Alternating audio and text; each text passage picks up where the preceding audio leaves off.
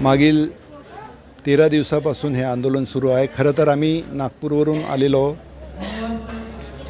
मांजरी येथील वसतिगृहात जे आंदोलन सुरू होतं त्या आंदोलनाची काय परिस्थिती आहे या संबंधाने आम्ही खरं तर या वसतिगृहात आंदोलनस्थळी भेट दिलेली आहे।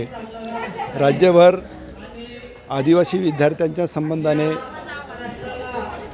शासन निर्णय 5 ऑगस्ट 2026च्या ज्या काही शासन निर्णयामध्ये विद्यार्थ्यांच्या अडचणी असलेलं शासन निर्णय शासनाने जाहीर केलं त्याविरोधामध्ये खरं तर आदिवासी विद्यार्थी जे वसतिगृहामध्ये प्रवेश करणारी होती किंवा मग आता प्रवेशित आहेत त्या सर्व विद्यार्थ्यांना अडचणीचा ठरू लागल्याने खरं तर हे राज्यभर आंदोलन सुरू आहे। त्याचबरोबर इतरही विद्यार्थ्याच्या अनुषंगाने किंवा समाजाच्या अनुषंगाने काही रास्त मागण्या आहेत।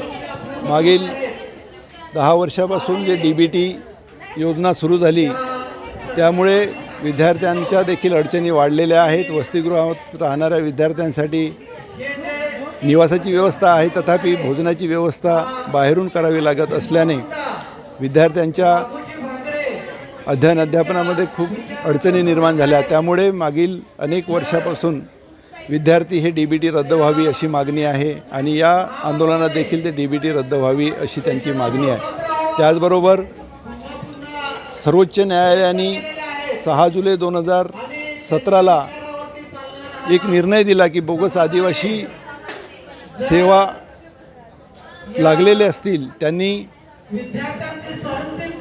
जातवैधता प्रमाणपत्र सादर केलं नसेल किंवा जातीचे प्रमाणपत्र अवैध ठरले असतील त्यांना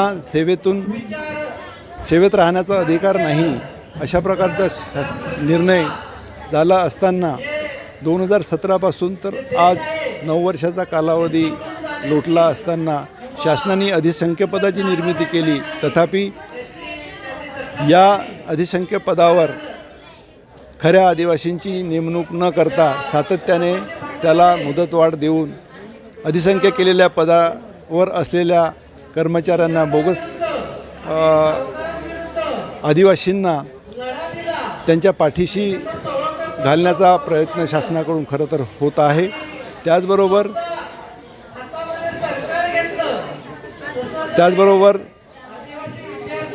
आरक्षणाचा बिंदू हा संविधानानुसार अनुसूचित जातीनंतर जमातीचं 2 वर असताना 8 बिंदूवर वर्ग केल्यामुळे ज्या जाहिराती शासनच्या नोकर भरतीच्या निघत आहेत त्यामध्ये आरक्षणाचा बिंदू 8 वर गेल्यामुळे खरं तर विद्यार्थ्यांना सुशिक्षित बेरोजगारावर खूप अन्याय होत आहे।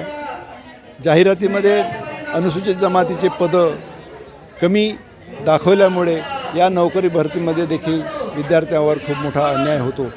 अशा प्रकारच्या अनेक न्यायपूर्ण मागण्या विद्यार्थ्यांच्या आणि स्पर्धा परीक्षेमध्ये जे काही विद्यार्थी तयारी करत आहेत अशा सुशिक्षित बेरोजगार आदिवासी विद्यार्थ्यांवर देखील मोठ्या प्रमाणावर अन्याय होत आहे।